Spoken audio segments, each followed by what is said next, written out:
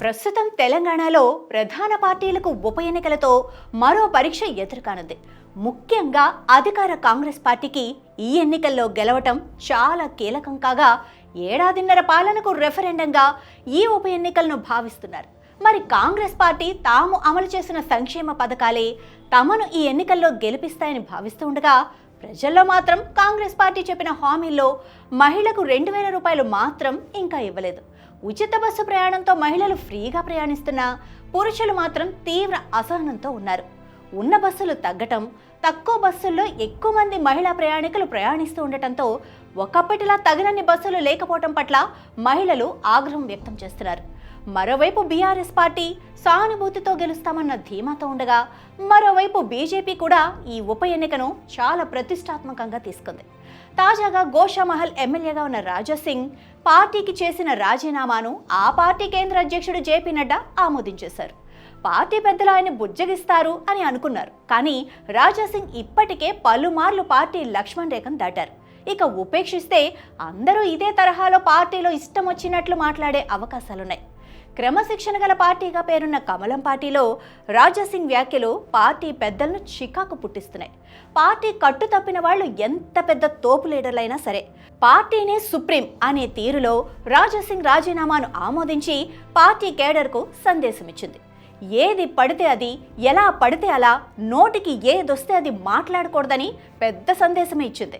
ఇక రాజాసింగ్ పార్టీ ప్రాథమిక సభ్యత్వానికి రాజీనామా చేసిన నేపథ్యంలో దాని ద్వారా సంక్రమించిన ఎమ్మెల్యే పదవి కూడా రద్దు కానుంది. రాజ్యాంగం 10వ షెడ్యూల్ ప్రకారం ఎమ్మెల్యే తాను ప్రాతినిధ్యం వహిస్తున్న రాజకీయ పార్టీకి స్వచ్ఛందంగా రాజీనామా చేస్తే పదవిని కోల్పోతారు. ఈ నేపథ్యంలో రాజాసింగ్ శాసనసభ సభ్యత్వం రద్దు కానున్నట్టు బీజేపీ వర్గాలు చెబుతున్నాయి. ఇక గోషామహల్ ఉప ఎన్నిక వస్తే ఇప్పటికే మాధవీలతను రంగంలోకి దింపాలని బీజేపీ అధిష్టానం భావిస్తోంది. లేకపోతే ముఖేష్ గౌడ్ కుమారుడు కూడా గోషామహల్ టికెట్ ఆశిస్తున్న వారిలో ఉన్నారు.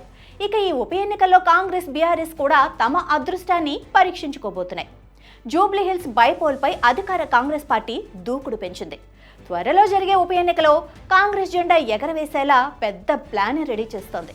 బీఆర్ఎస్ సిట్టింగ్ సీటులో పాగా వేసి కేసీఆర్కు పెద్ద షాక్ ఇవ్వాలని సీఎం రేవంత్ రెడ్డి భావిస్తున్నారు. ఇందులో భాగంగా జూబ్లీహిల్స్ నియోజకవర్గంపై ప్రభుత్వం స్పెషల్ ఫోకస్ పెట్టిందని చెప్పాలి. నియోజకవర్గంలో ప్రజా సమస్యలను వెంటనే పరిష్కరించేందుకు మంత్రుల్ని రంగంలోకి దింపినట్టుగా తెలుస్తోంది. తాజాగా జూబ్లీహిల్స్లో నియోజకవర్గంలో మంత్రులు సుడిగాలి పర్యటనలు చేసి పలు అభివృద్ధి పనులకు శ్రీకారం చుట్టారు. ఉప ఎన్నికలకు ముందు నిధుల వరద పారించి ఓటర్లను ఆకట్టుకోవాలని అధికార పార్టీ లెక్కలు వేసుకుంటోంది. ఇక హైదరాబాద్ జూబ్లీహిల్స్ కొత్త నియోజకవర్గం ఏర్పాటయ్యాక ఒక్కసారి కాంగ్రెస్ పార్టీ గెలిస్తే మరోసారి టీడీపీ, 2 సార్లు బీఆర్ఎస్ పార్టీ అక్కడ విజయం సాధించింది. మొదటిసారి పీజేఆర్ కొడుకు విష్ణువర్ధన్ రెడ్డి విజయం సాధించగా, ఆ తర్వాత మాగంటి గోపీనాథ్ టీడీపీతో ఒకసారి, 2 సార్లు బీఆర్ఎస్ పార్టీ నుంచి గెలిచి హ్యాట్రిక్ నమోదు చేశారు. అయితే ఈసారి జూబ్లీహిల్స్లో హస్తం పార్టీ సత్తా చాటాలని అనుకుంటోంది. ఇక రాష్ట్రంలో కాంగ్రెస్ పార్టీ అధికారంలోకి వచ్చాక బీఆర్ఎస్ పార్టీకి వరుస షాకుల మీద షాకులు తగులుతున్నాయి. ఇప్పటికే కంటోన్మెంట్లో BRS MLA Lasya Nandita road ప్రమాదంలో చనిపోయారు. దాంతో అక్కడ బైపోల్ జరిగితే బీఆర్ఎస్ పార్టీ ఘోరంగా ఓడిపోయింది. ఇప్పుడు జూబ్లీహిల్స్లో మరో బైపోల్ రాబోతోంది. ఈ సీటు బీఆర్ఎస్కు సిట్టింగ్ కావడంతో అధికార పార్టీ కూడా ఎలాగైనా గెలవాలని భావిస్తోంది. అయితే జూబ్లీహిల్స్లో మైనారిటీ, సెటిలర్లు ఓట్లు ఎక్కువగా ఉంటాయి. మరోవైపు మాగంటి ఫ్యామిలీకే టికెట్ ఇవ్వాలని బీఆర్ఎస్ భావిస్తోంది. ఈ నేపథ్యంలో ఓటర్లు మనసు దోచుకునేందుకు అధికార పార్టీ అభివృద్ధిని పరుగులు పెట్టించేందుకు రెడీ అయింది. అయితే కాంగ్రెస్ పార్టీ నుంచి టికెట్ ఎవరికి దక్కుతుంది అనేది కూడా ఇక్కడ ఆసక్తికరంగా మారింది. ప్రస్తుతం అధికార పార్టీ నుంచి ఆశావాహుల సంఖ్య అధికంగా కనిపిస్తోంది.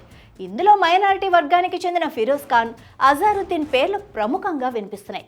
గత అసెంబ్లీ ఎన్నికల్లో జూబ్లీహిల్స్ నుంచి అజారుద్దీన్కు టికెట్ దక్కగా ఆయన ఓడిపోయారు. ఇప్పుడు మరోసారి టికెట్ ఇస్తే గెలిచి చూపిస్తాను అంటున్నారు. అటు నాంపల్లి నుంచి బరిలో నిలిచిన ఫిరోజ్ ఖాన్ కూడా తనకు సీట్ ఇవ్వాలని కోరుతున్నారు. మరోవైపు నవీన్ యాదవ్ కూడా జూబ్లీహిల్స్లో తాను పోటీకి రెడీగా ఉన్నానని అంటున్నారు.